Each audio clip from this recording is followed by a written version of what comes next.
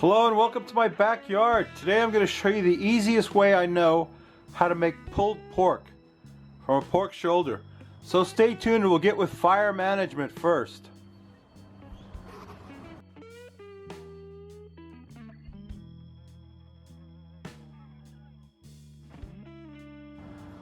Hello and welcome once again to my grill.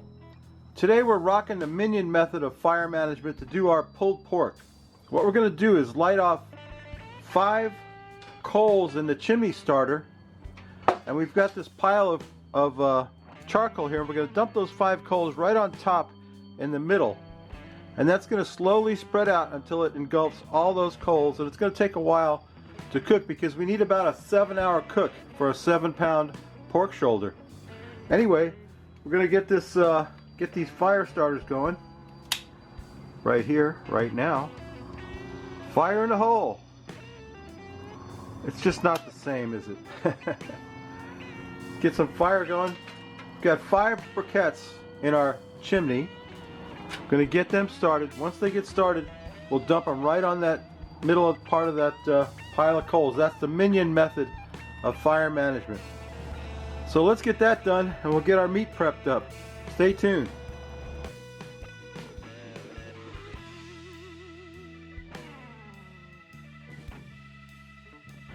So for meat prep, I've got a 6.5-pound pork shoulder, and this is a beautiful piece of meat. It's got the bone in, shoulder bone in, and it's just a great piece of meat. You could use a Boston butt if you can't get a pork shoulder. In fact, Boston butt might be better because it has a fat cap, but it's okay, it doesn't really matter. Anyway, what we're going to do is we're going to put a binder on it. Now, some pit masters use mustard, and some pit masters use olive oil. I like to use this Sang stir fry oil. It's just a personal preference. Mustard, olive oil, Sang stir fry oil, whatever you got. You just want to get some of that on there to help the rub stick to it. I'm going to cook it with this side up. There isn't really a fat cap on this. If you had a Boston butt with a fat cap on it, you'd want to cook the fat cap up, but you'd rub the bottom side of it because rubbing the fat cap doesn't really do anything. Anyway, I've got some of my Root Boy rub. I'll put a recipe in the description so you can make your own rub, or if you leave a comment on this video, give me a thumbs up and be a subscriber and I'll give away some more Root Boy rub. We'll do it every week for the next 3 weeks. Next 2 weeks after this one. Anyway, we're going to rub it down with some of my Root Boy rub, which is good stuff. I developed this for pork, ribs, and this kind of thing. It's a beautiful rub, I think. A lot of people have tried it and they like it. I don't sell it anymore. I give it away. So that's the only way you can get some, is to get some by one of my giveaways. Anyway, I'm going to rub this whole thing all over. Then I'm going to stick a thermometer, a temperature probe, into the thickest part of the meat, which is right about there, I think. We don't want to touch the bone. That's the important thing. So I've got the thermometer in the meat, and what we're going to do is cook this till it gets to 160 degrees, at which point we'll wrap it. But first we got to get it up to 160. We're going to get that on the grill. Looks good enough to eat already, doesn't it? That's my rub. That's some good stuff. I like it. There you go. We get that rub all over there. Get a nice crust on there when it starts to cook. My charcoal's coming up to temperature. Let me get some charcoal on the grill and get this on there. I'll show you what it looks like. Stay tuned. The meat is on the fire. I've got a couple of chunks of apple wood over there generating a little bit of light smoke, and we got to let that thing go up to 160 degrees, and at that point we'll wrap it, and I'll show you how we do that. So stay tuned.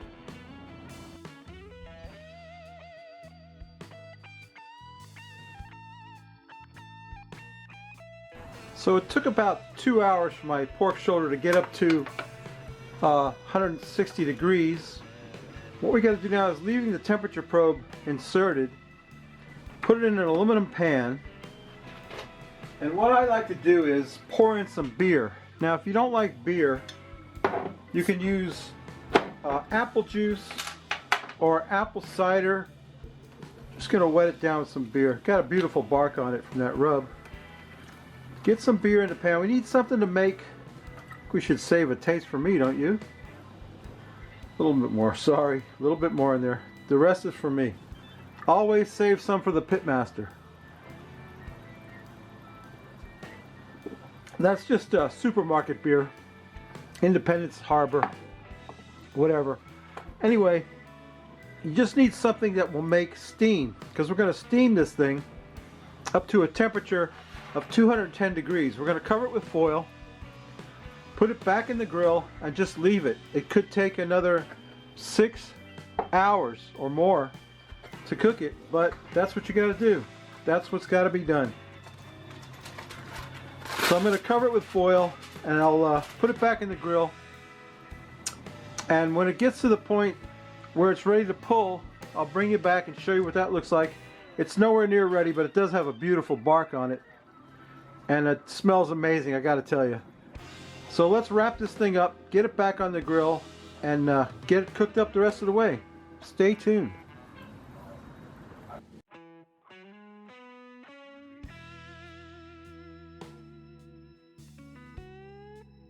It's been a good time, been about 5 hours. We're ready to pull some pork. We're just gonna reach in with some, what do you call these things? I don't know what they're. Yeah, we're just gonna shred that pork up just like that. That's a barbecue delicacy right there. Pulled pork.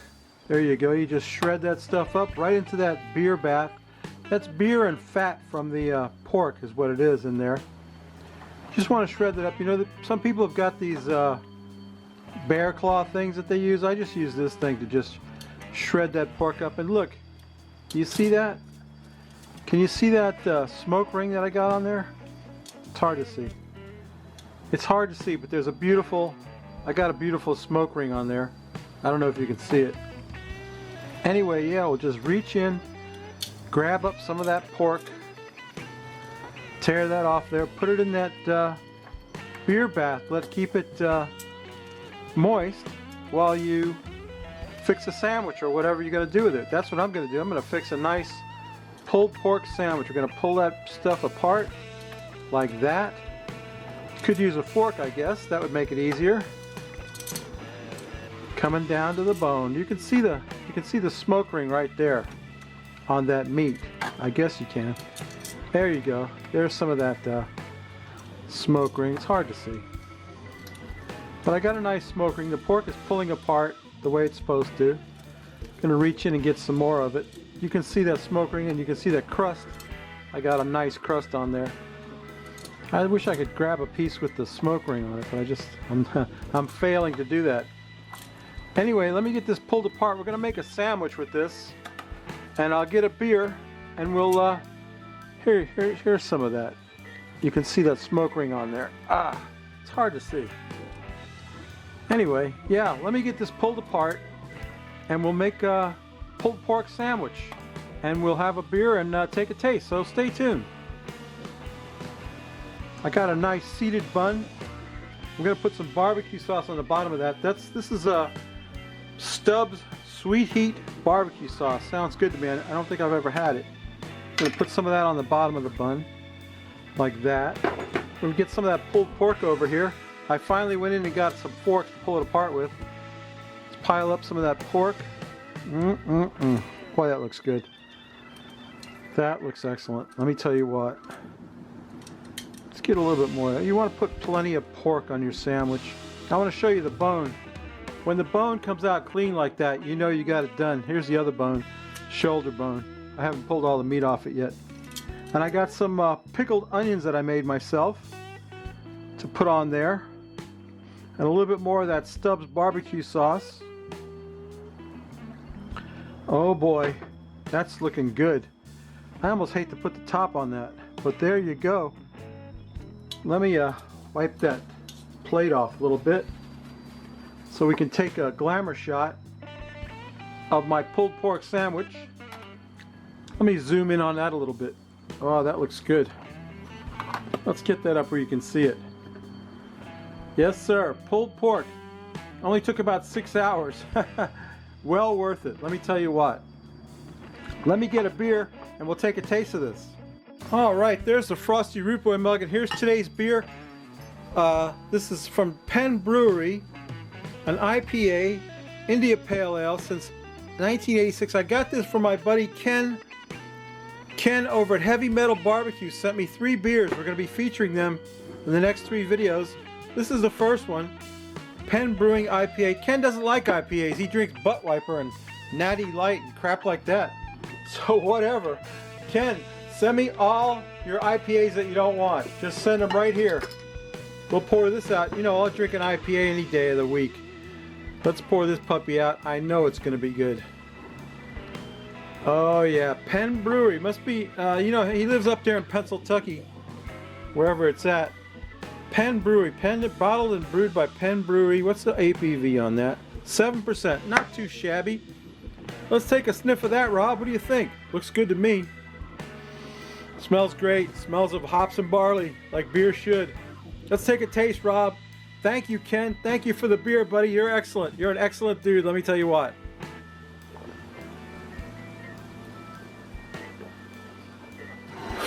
Ah, that really hit the spot.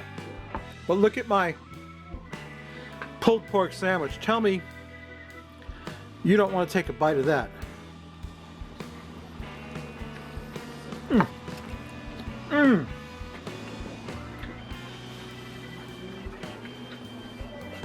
Mmm. Excellent. This turned out great. So there you go, babies. Easiest way to make pulled pork.